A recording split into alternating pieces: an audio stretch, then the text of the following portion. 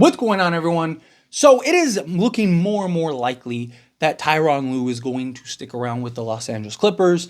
Steve Ballmer wants to extend him. There was reports that said before even the Clippers got eliminated that no matter what happens with this series, that they fully intend to get Tyronn Lue an extension and have him keeping around for the long haul. Makes sense, right? I mean, he's one of the top 5 coaches maybe in the entire league. The guy is excellent. It's not his fault the Clippers can't go nowhere. Doesn't help when their best player is never healthy and never available in the playoffs, ever. Right? Like Kawhi Leonard didn't play at all, and then Paul George averages like 15 a game in the playoffs. And then you have a guy in James Harden who, yeah, he was great in game 1, but then just was a no-show the rest of the way. It's like the guy only has what he has to work with. Right? But nonetheless, whatever happens to the Clippers happens to the Clippers. But obviously, Tyronn Lue, if he sticks around with the Clippers, then that impacts the Lakers, because one of the big names that the Lakers are hopeful for in the coaching search is Tyronn Lue. And if he's not available, that means the Lakers have to look elsewhere, where the problem and the dilemma lies, in my opinion. Now, there's names out there. Mike Budenholzer is a guy that is supposedly having interest. The Lakers have an interest. JJ Redick is another piece. Kenny Atkins. There's several guys that are out there. I know some people want Mark Jackson. If I'm being honest, there's not really a coach currently that's available that I'm like, that's the guy I want. I'm not really super sold on any of the coaches. Right? Mike Budenholzer, I don't think he's a bad coach by any stretch of the imagination. I think he's a good coach. But a lot of the issues that we had with Darvin Ham, Mike Budenholzer is known for that stuff. Not properly utilizing players, weird lineup rotations, not calling timeouts. I mean, he's literally fired for a lot of the same reasons that Darvin Ham was. And he kind of lost Giannis, right? Giannis kind of got sick of Mike Budenholzer, and there was all that drama and all that stuff, right? That ultimately led him to getting fired. And so it's do we want an adult version of Darvin Ham? I'm not really super sold on that.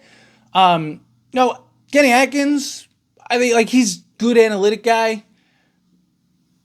Problem is that he's the concern. He is kind of another mold in the shape of a Frank Vogel, right? Where he's kind of passive. He's not really in your face. He's not the Lakers need somebody that can kind of challenge and point out and basically be able to go head to head with LeBron and Anthony Davis, right? We saw Frank Vogel. One of the big problems was they didn't listen to him. They didn't care. He's too passive. Okay, fine. Then we'll just walk all over you. And that's basically what happened. He ends up losing the locker room. Russell Westbrook's crying that hey, Frank Vogel's calling me out, but he won't say nothing to LeBron. He won't say nothing to Anthony Davis. Anytime he tries to challenge something, they just ignore. All the tea was spilled, right? We know how it goes. And that's my concern with a Kenny Atkins.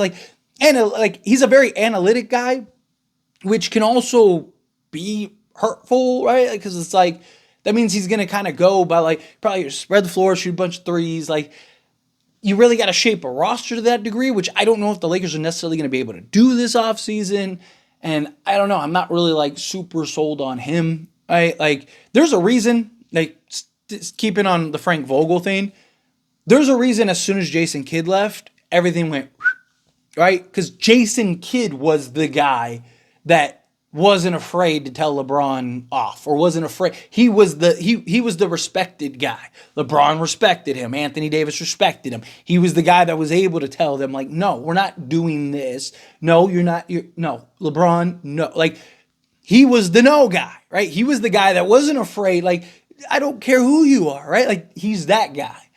They need somebody that can kind of, that has LeBron's respect, that can get the respect to Anthony Davis. The more that I think about it, the more I lean towards JJ Redick, right?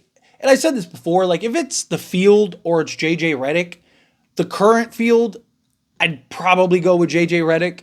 And like, the more that like, kind of like go through these coaches and I kind of like, I'm not super sold on any of them. And thing with JJ Redick, like, it's a huge risk, right?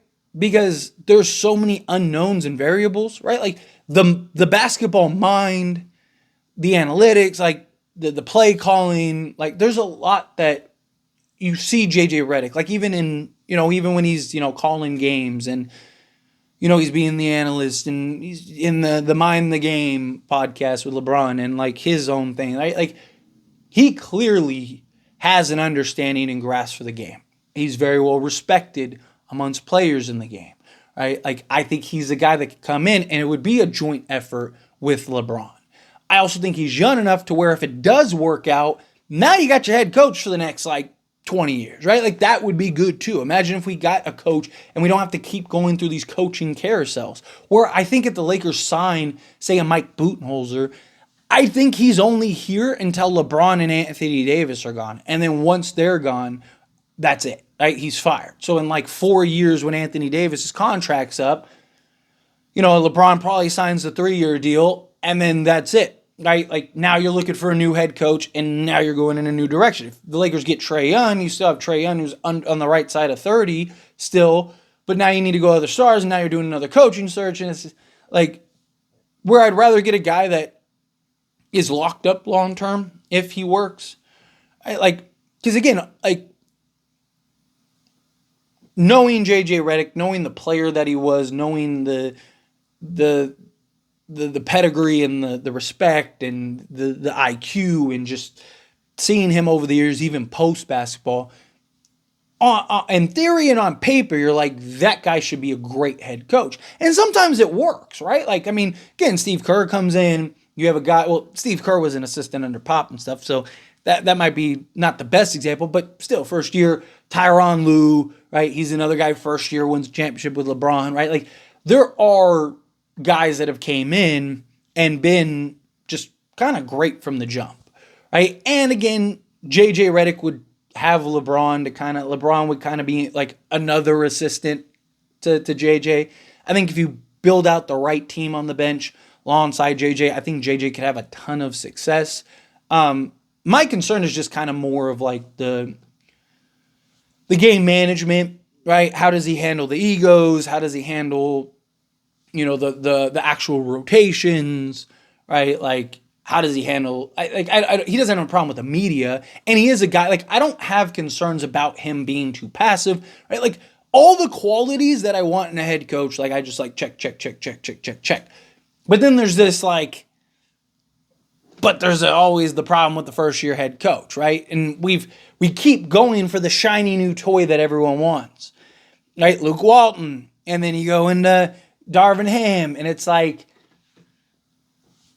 is this kind of like following that same pattern and going into that same direction to where it's like now 2 years later you're like, oh, here we go again. JJ Redick, he's not good enough. But I don't know, like it's just like, what are the other options that are out there, right? Sure, go sign Mike Budenholzer, but like I think midway through the season we're all just like, I don't think we should have signed Mike Budenholzer. Right? Like, it's kind of my thoughts in that regard. So that's the problem. That's where we're at, right? Like, the Lakers really, they got to get it right. They can't afford to flop this one. And, the likelihood of the Lakers getting Tyronn Lue was always slim to none regardless, right? But it's just like, damn. Right? It's like there's a little sliver of hope that you're just like, can we get him? Like, that would be great. That would have been like ideal. That would have been the best case scenario. Because now you get a guy that you deal with LeBron, handle LeBron. He's good at managing egos and stars and all that stuff. He's good at, he's a good head coach. He's good with the X's and O's, good with the media. Like, he is everything you want as far as a Lakers head coach goes.